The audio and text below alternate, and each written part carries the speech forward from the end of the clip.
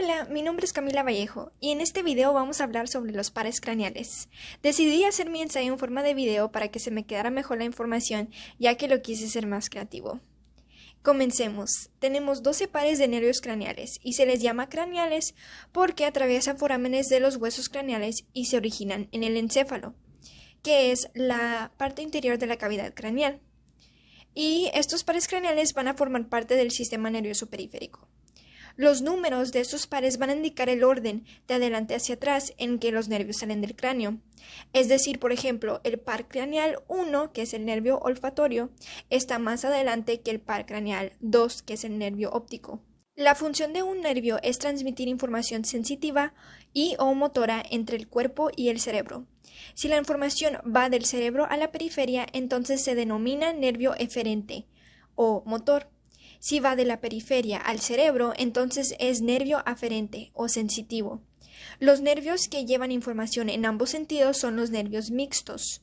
Los pares 1, 2 y 8 son sensitivos por sus axones sensitivos. Estos van a estar localizados en ganglios fuera del encéfalo. Los pares 3, 4, 6, 11 y 12 son nervios motores porque contienen solo axones de neuronas motoras cuando abandonan el encéfalo. Los pares 5, 7, 9 y 10 son nervios mixtos porque contienen axones de neuronas sensitivas que entran en el tronco del encéfalo como de neuronas motoras que lo abandonan. La información transmitida por un nervio es llamada somática si es enviada o recibida por la piel o los músculos esqueléticos. O también pueden ser visceral si se envía o se recibe por nuestros órganos internos. Ahora esperemos que al final de este video sepamos todo lo que viene en esta imagen y que nos sirva como un mapa mental. ¿Nunca te has preguntado? ¿Qué es lo que pasa en mi cuerpo y cerebro cuando huelo un pastel 1 metro de distancia de mí? Pues el nervio encargado de darnos el sentido del olfato es precisamente el par craneal llamado nervio olfatorio. El sistema olfatorio está formado por epitelio, bulbos y tractos olfatorios que juntos llegan al encéfalo. Y pues, ¿qué es el encéfalo? Básicamente es todo lo que está dentro de nuestro cráneo. Haces de axones pertenecientes a los receptores olfatorios atraviesan la lámina cribosa a través de 20 orificios o agujeros a cada lado de la nariz. Estos 40 haces de axones forman el par o los dos nervios olfatorios derecho e izquierdo. Los nervios olfatorios terminan en dos masas de sustancia gris que se llaman bulbos olfatorios localizados en el encéfalo. Los axones terminales de los receptores olfatorios hacen sinapsis. ¿Y qué es sinapsis? Pues básicamente es la comunicación o una conexión entre neurona y neurona. Entonces, hacen sinapsis con estructuras llamadas dendritas, que son como piernitas o brazos de una neurona que le hace parecer como una araña, y pues forman la vía olfatoria. El tracto olfatorio finaliza en el área olfatoria primaria del lóbulo temporal. Ahora, ¿nunca te ha pasado que vas a la tienda y encuentras un perfume llamado Cookie Lover y te echas poquito para saber cómo huele y de repente el olor te lleva a ese momento en que tu abuelita te hacía galletas recién hechecitas cada vez que ibas a visitarla? Pues se ha encontrado que la conexión de la memoria emocional es más fuerte con el olor que con otras experiencias sensoriales. Parece ser por el acceso más cercano que tienen las estructuras cerebrales centrales del sistema olfativo a las estructuras del sistema límbico, como la amígdala y el hipocampo, que están involucradas en la regulación de las emociones y los recuerdos emocionales.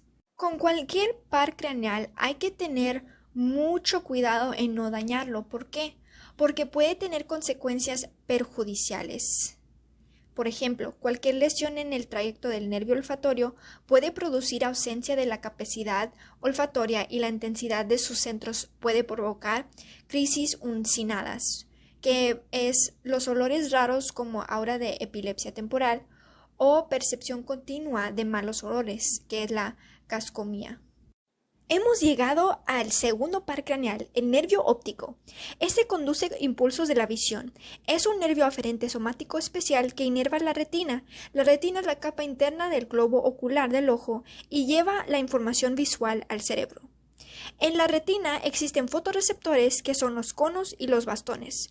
Los conos funcionan cuando hay luz para detectar lo que vemos alrededor y distinguir diferentes colores, mientras que los bastones se activan cuando está oscuro. Los conos y bastones inician las señales visuales y las transmiten a las células bipolares, que conducen la señal a las células ganglionares.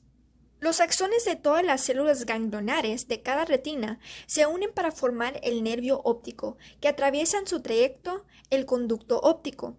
Los dos nervios ópticos convergen en una estructura llamada quiasma, que básicamente es una X donde ocurre un entrecruzamiento de estos dos nervios.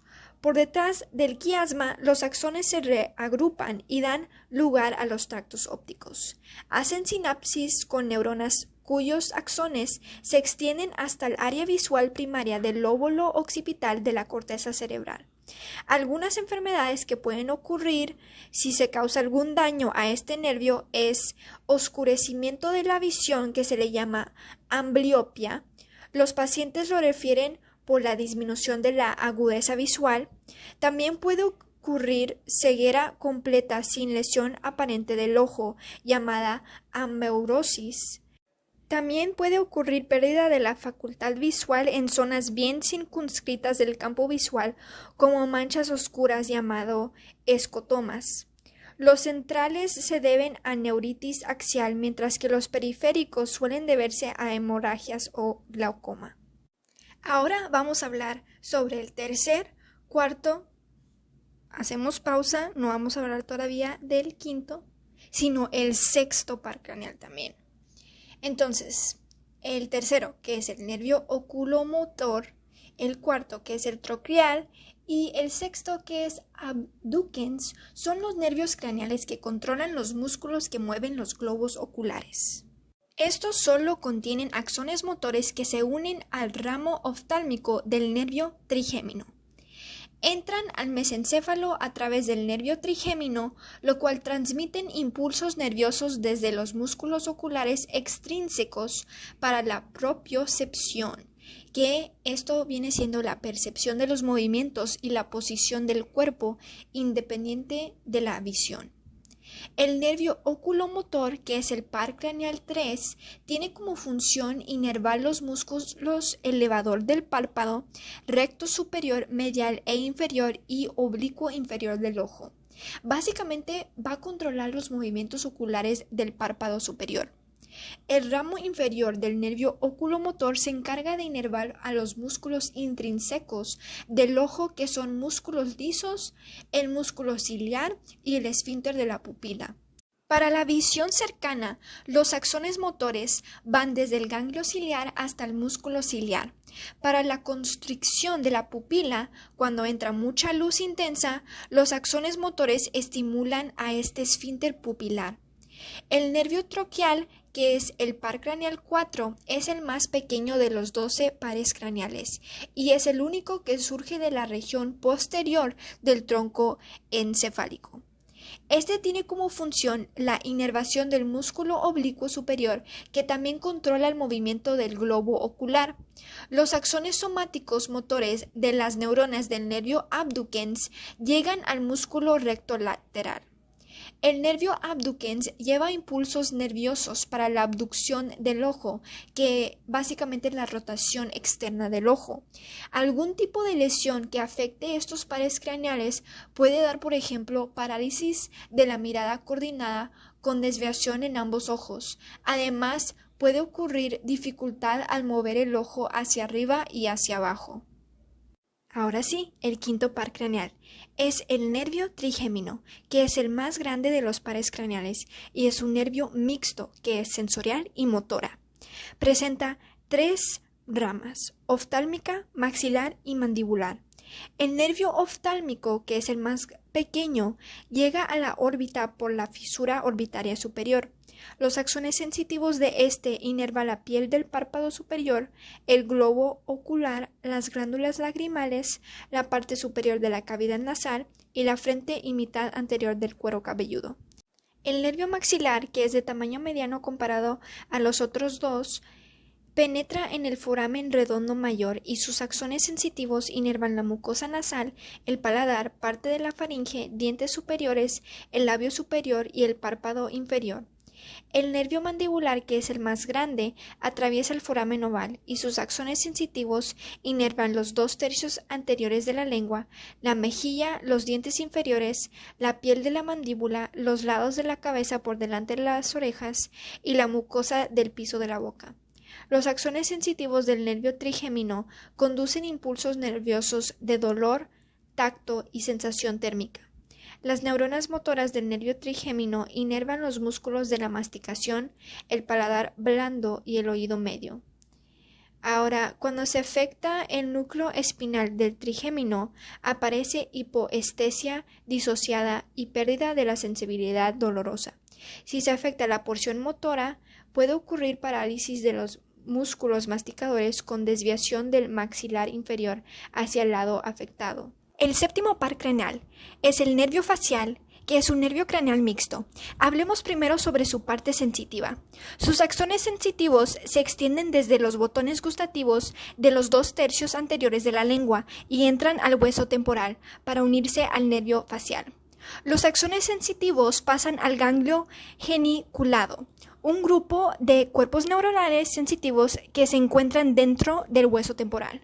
Desde ahí los axones se extienden hacia el tálamo y luego a las áreas gustativas de la corteza cerebral. La porción sensitiva del nervio facial también contiene axones de la piel en el conducto auditivo que transmiten las sensaciones de tacto, dolor y temperatura. Ahora pasamos a los axones de neuronas motoras. Estos abandonan el foramen y cada vez que diga foramen, prácticamente esta palabra significa agujero. Entonces imagínense que el foramen es un agujero y pues abandonan el foramen estilomastoideo para inervar los músculos del oído medio, la cara, cuero cabelludo y cuello. Los impulsos nerviosos provocan contracción de los músculos de la expresión facial, así como también el estiloideo y músculo del estribo. El estribo viene siendo el hueso más pequeño del cuerpo humano, localizado en el oído medio. Y fun fact, el nervio facial inerva más músculos que cualquier otro nervio del cuerpo. Los axones de las neuronas motoras discurren por los ramos del nervio facial y terminan en 2 ganglios, el ganglio pterigopalotino y ganglio submandibular. Los axones motores postganglionares se extienden hasta las glándulas lagrimales, nasales, palatinas, sublinguales y submandibulares. Ahora, pueden ocurrir enfermedades si hay algún tipo de lesión.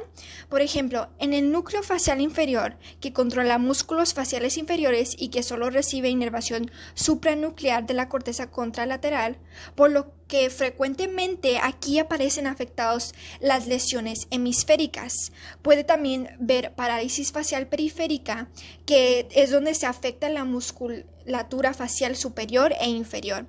También puede ocurrir parálisis facial nuclear, que se asocia a la hemiplegia contralateral y a veces con afectación del sexto par craneal.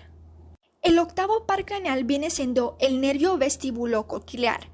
Es un nervio sensitivo formado por 2 ramos, el ramo vestibular, que conduce impulsos del equilibrio, y la rama coclear, que conduce impulsos de la audición.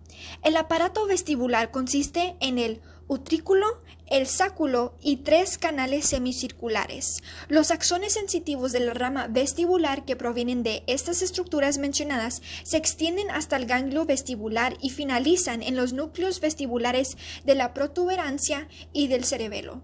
Los axones sensitivos de la rama coclear surgen del órgano espiral, también llamado órgano de Corti, que se encuentra en la cóclea del oído interno. Los cuerpos neuronales de la rama coclear se encuentran en el ganglio espiral de la cóclea y se extienden hasta el bulbo raquídeo y terminan en el tálamo. Ahora, enfermedades que pueden ocurrir aquí, pues lesiones laberínticas periféricas, que puede ocasionar vértigos rotatorio y nistagmo, que viene siendo movimientos rápidos e involuntarios de los ojos de un lado a otro. Si ocurren lesiones centrales, da vértigo impreciso y nistagmo rotatorio puro o vertical.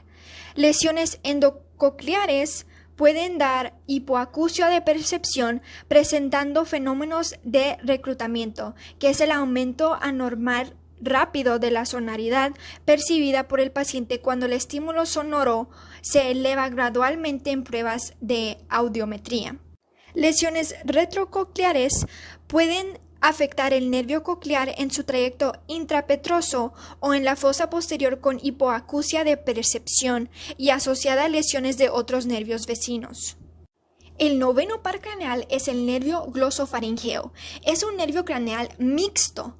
Glos significa lengua y faringeo pues se refiere a la faringe.